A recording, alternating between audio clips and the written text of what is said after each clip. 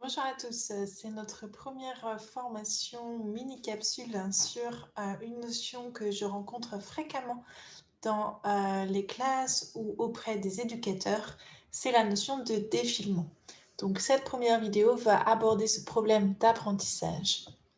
Le défilement a été défini notamment en 2008 par Sundberg, qui est quelqu'un qui a beaucoup travaillé pour l'ABA et notamment l'ABA verbal.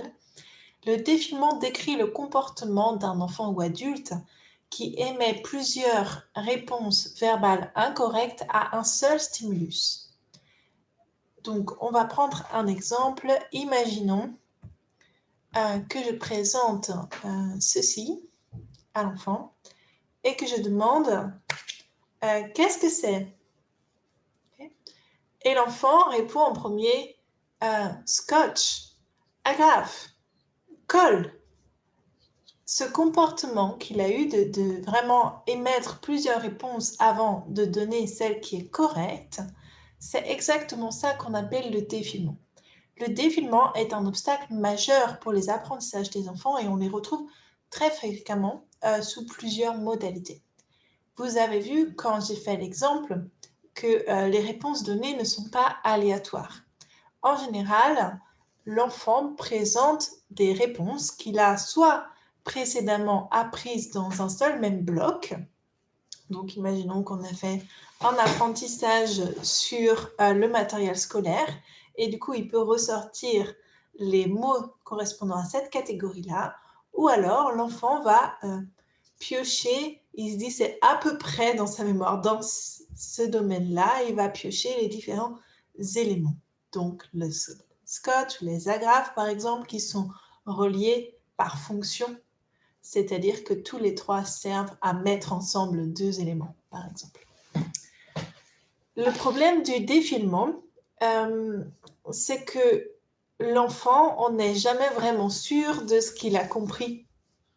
Et très souvent, quand l'enfant fait du défilement, les adultes qui sont auprès de l'enfant considèrent finalement que le fait que l'enfant va avoir fait plusieurs essais avant, c'est parce qu'il n'était pas sûr ou parce que ça lui met du temps pour retrouver la réponse, etc.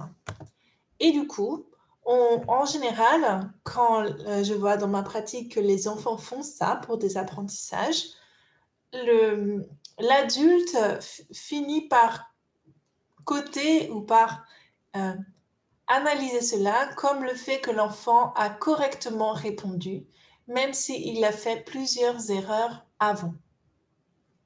Le problème dans cela, c'est que il est probable que l'enfant a fait ce défilement, donc il a défilé les réponses les unes après les autres, parce qu'il n'était quand même pas vraiment sûr de la réponse.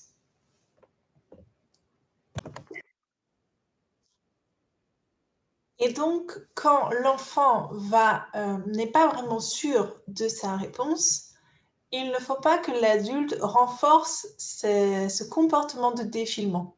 C'est-à-dire que si l'enfant a dit plusieurs choses avant d'obtenir la bonne réponse, souvent je vois des adultes qui finissent par dire « Bah oui, t'as raison, c'est colle, mais il s'est trompé 3 fois avant. » Okay. Donc, on a vraiment un problème d'apprentissage. Il faut voir que ce problème d'apprentissage, il n'est pas que sur nommer la colle. Si je donne un autre exemple, par exemple, montre-moi le N, l'enfant peut faire ça, regarde l'adulte, il fait ça, et puis l'adulte dit oui, celui-là, le N. Si on s'arrête là, on passe complètement à côté du fait qu'il est probable que les deux lettres ne soient pas encore bien acquises par l'enfant et qu'il aurait besoin d'un réapprentissage pour vraiment apprendre à différencier les deux.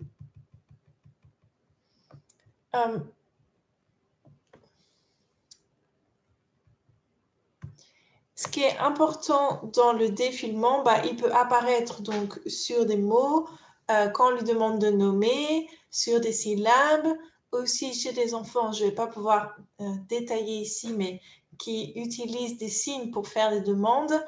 Et du coup, ils défilent les signes sans savoir vraiment quel signe correspond à quelle demande.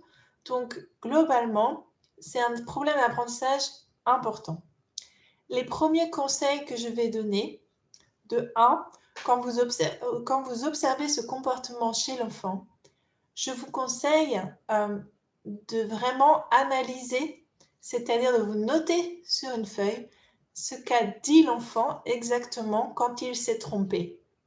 Même les premiers mots. Donc, par exemple, s'il a dit « c'est du scotch », c'est une agrafe, puis c'est la colle, sur ma feuille, je note « scratch », agrafe, colle. Et je sais que si je pense que c'est important que l'enfant l'apprenne, il va falloir que je reprenne ces 3 mots ensemble en lui réapprenant bien ce que chaque mot veut dire. J'expliquerai ou je donnerai des liens vers des procédures d'apprentissage plus tard. La deuxième chose, c'est que je pense qu'il faut donner un feedback à l'enfant. Je vois beaucoup trop d'adultes qui laissent l'enfant défiler puis qui finissent par dire « oui, c'est ça », alors qu'il a fait 3 réponses sur lesquelles l'enfant n'a pas eu de feedback, c'est-à-dire qu'on ne lui a pas dit si sa réponse était bonne ou non. Donc moi, en général, je donne un feedback très rapide à l'enfant. S'il s'est trompé, je lui dis non et je me le note.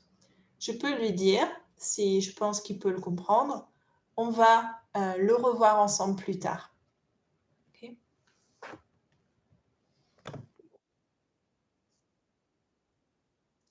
Et la dernière chose que je voulais dire, que j'ai failli oublier, c'est que le défilement peut aussi arriver quand on fait travailler l'imitation aux enfants.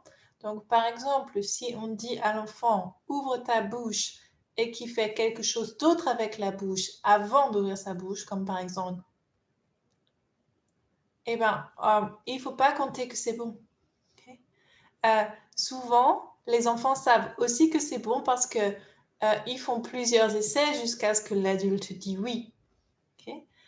Donc, il faut vraiment apporter un feedback, une réponse immédiate et il va falloir lui réenseigner correctement dans un second temps.